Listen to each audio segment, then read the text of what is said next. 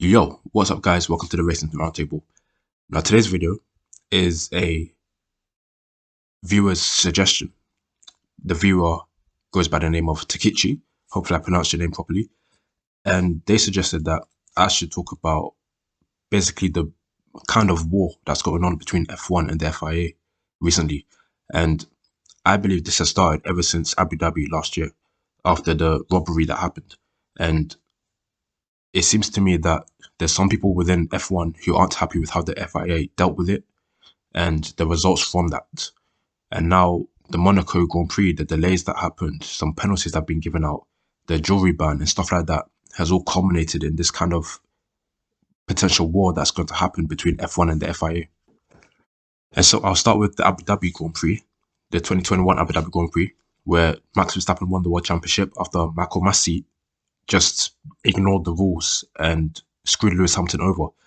So the race says F1 CEO Stefano Domenicali was said to be unhappy with the FIA's handling of not only the closing laps, where errors contributed to the controversial conclusion in which Lewis Hamilton lost the race and the World Championship, but the fallout as well. Now, we all know what happened in Abu Dhabi, and I haven't really read much into the report, but all I know is that Michael Masi wasn't directly mentioned as being the reason why what happened. And they've said that the rules weren't followed properly, because you have to have all lapped cars pass the safety car, and then the safety car has to go around one more lap and then come in. You can't do both on the same lap and only do only some of the lapped cars. It doesn't make sense. So the report came out in March, and it didn't really do anything. All it was we need this, and also this, and then it'll make it easier for the race director. And that just obviously proves that the FIA system that they had up until last year was not fit for purpose, because you had Michael Masi having to do everything by himself, traveling all around the world, doing the track walks and all that, and then trying to enforce rules. And he did it all by himself for about 2 years. So he did not have the best chance to make a proper decision. And he himself should not have made the decision he made. He's at fault completely, 100%. I'm not trying to defend him in any way. That was his fault. He screwed one man over from his 8th World Championship and gave a man who's going to have this for the rest of his life a tainted World Championship. And whatever the FIA does will put F1 in a bad light, because the FIA is the governing body. They create the rules. So if they screw over a driver, F1 will look bad in the light.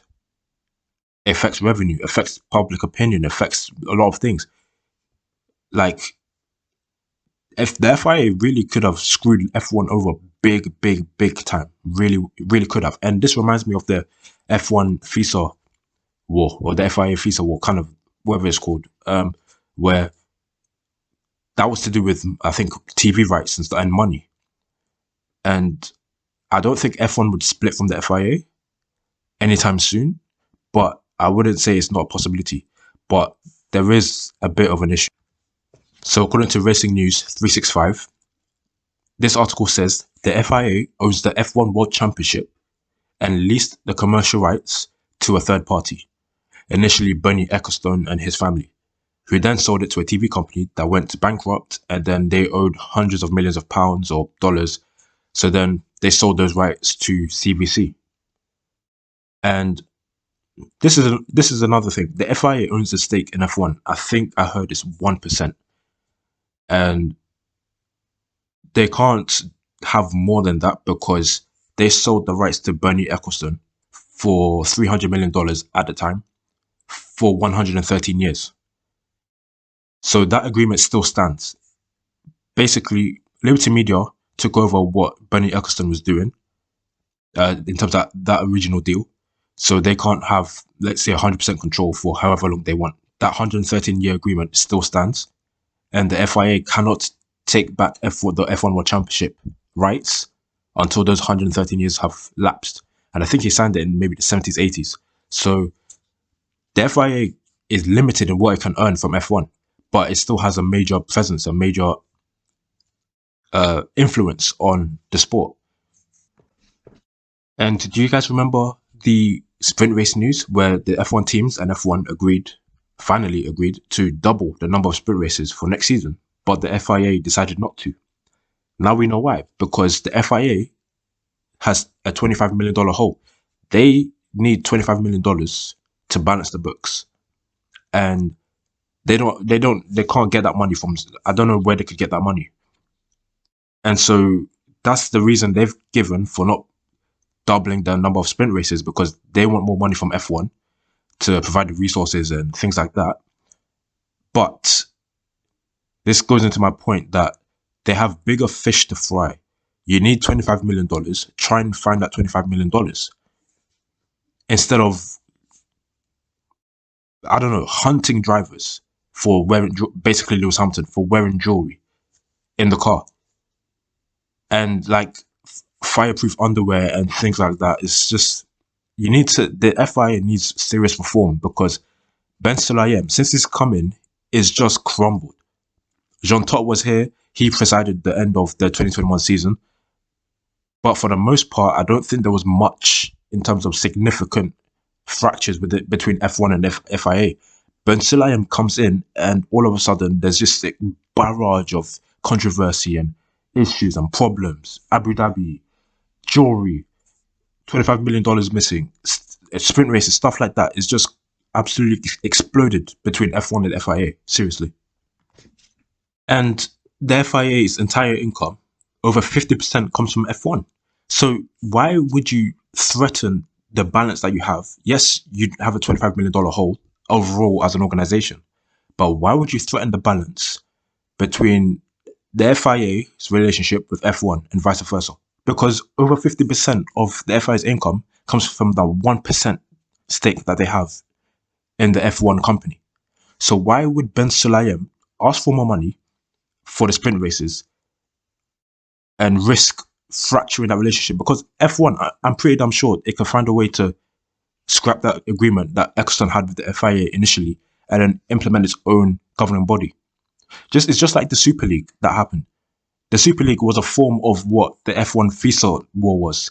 And now we could get into a point where F1 could split from the FIA to make its own governing body, because the FIA is proving that it's not really fit for purpose right now.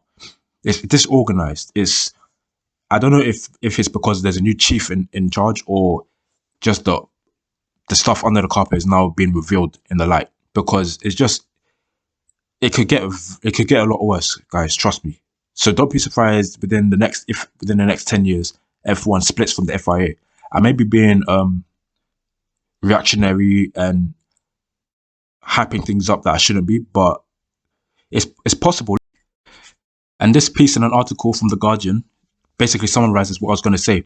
Senior figures within F1 consider much of what the FIA has done as a needless distraction, and they're asking questions about whether the governing body's role should be downsized, fully aware that the FIA is almost entirely reliant on the income it receives from F1. And this is completely and utterly true, because F1 has leverage over the FIA. No doubt about it. You can't argue that. F1 has the money to be able to split. If it has to pay off the remaining years on that contract between the FIA and Bernie, they will do it. I'm telling you, they will do it. Liberty Media isn't really happy with that original agreement. They didn't know that agreement was there until about maybe soon after they took over. And they have like maybe 80, 90 years left of that original agreement. And so the FIA is really in a sticky situation, because if Ben Sulayem continues how he is, do not be surprised if F1 starts to think of ways to split, because he's just rocked the apple cart completely and utterly. That's what he's done. He's tried to impose his will, jewellery bans, things like that. John Todt didn't really care about the jewellery ban. The FIA needs to provide us with evidence, cold, hard evidence that if you have a crash and you're wearing jewellery, you'll be negatively impacted. Just tell us. Show us the evidence, a report that has stone cold evidence, because these are grown men. Lewis Hamilton's like 36, 37. He's a grown man. He could, if he wants to risk it, if there is a risk, then let him risk it. You guys, back in the 50s, 60s, you let these drivers race in those death traps and didn't bat an eyelid.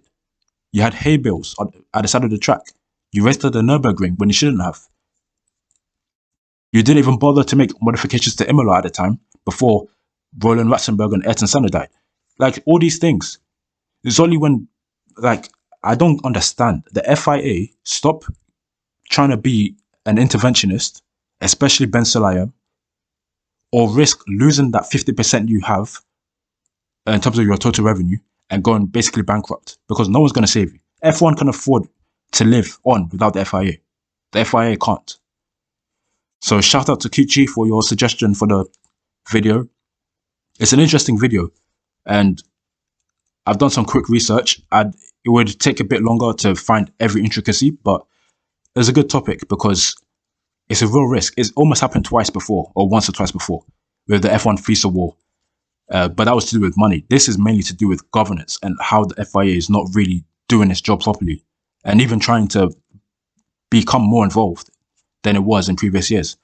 So please like, share, comment, and subscribe if you enjoyed the video. Comment down below what you think. Do you think maybe within 10 years that F1 will split from the FIA? Because if Ben Sulayem, let's say he gets a second term, all bets are off. If he continues how he is, all bets are off, because I can't see this guy getting re-elected when his term comes up. I can't see it if he continues the way he is.